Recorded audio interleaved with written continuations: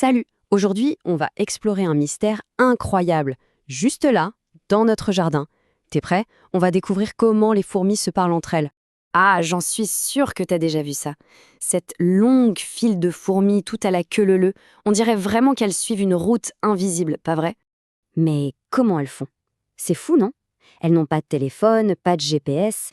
Alors c'est quoi leur truc pour être aussi bien organisées et ne jamais se perdre? Eh bien, le secret, c'est qu'elles ont un langage bien à elles, un langage secret.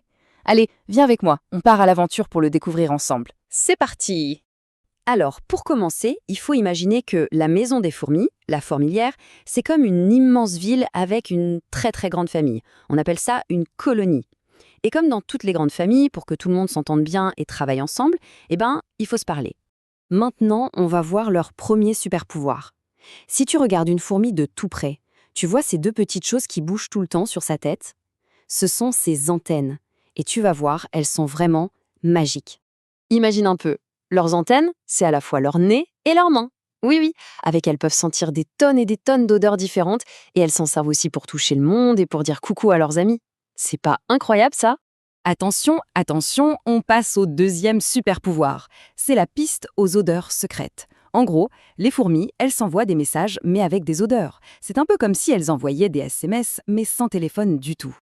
Ok, alors comment ça fonctionne, ce truc? C'est simple.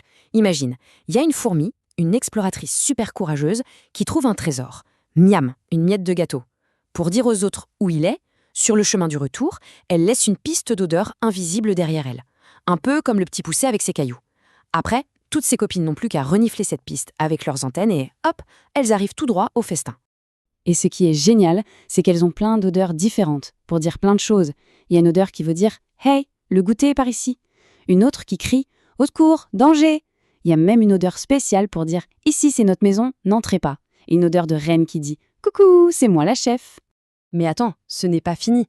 Les odeurs, c'est super, mais les fourmis ont une autre façon de discuter, et cette fois, c'est avec le toucher. Alors, imagine la scène. Deux fourmis se promènent et hop, elles se croisent sur une feuille. Qu'est-ce qu'elles font, à ton avis? Eh bien, elles se tapotent doucement les antennes. Toc toc. C'est leur façon de se dire « Salut ». C'est un peu leur check secret. Un câlin d'antenne pour se demander « Coucou, toi, t'es bien de ma famille ?» Et ce petit toc-toc, il est hyper important, tu sais. C'est comme si elles se montraient leur carte d'identité. D'un seul coup, elles savent si c'est une copine ou une inconnue. Et elles peuvent même savoir quel est son métier dans la fourmilière. Bon, t'es prêt pour le dernier secret? C'est mon préféré parce qu'il est vraiment surprenant. Ça parle de communication, mais aussi de partage. Accroche-toi bien, les fourmis ont 2 estomacs. Oui, oui, tu as bien entendu, 2. C'est dingue, non? Mais alors, pourquoi faire? À quoi ça peut bien servir d'avoir 2 estomacs? Alors voilà l'astuce. Elles ont un estomac normal, l'estomac personnel, juste pour elles, pour leur propre repas. Mais elles en ont un deuxième, qu'on appelle l'estomac social.